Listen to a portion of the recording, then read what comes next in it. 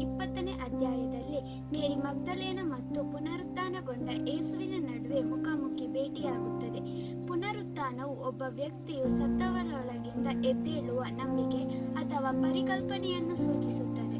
ಪುನರುತ್ಥಾನವು ಪಾಪ ಮತ್ತು ಮರಣದ ಮೇಲಿನ ವಿಜಯವನ್ನು ಪ್ರತಿನಿಧಿಸುತ್ತದೆ ಮತ್ತು ಭಕ್ತರಿಗೆ ಶಾಶ್ವತ ಜೀವನದ ಭರವಸೆಯನ್ನು ನೀಡುತ್ತದೆ. ಪುನರುತ್ಥಾನವು ನಮ್ಮ ಜೀವನಕ್ಕೆ ಬುನಾದಿಯಾಗಲಿ ಎಂದು ಈ ತಪಸ್ಸು ಕಾಲದಲ್ಲಿ ಬೇಡಿಕೊಳ್ಳೋಣ.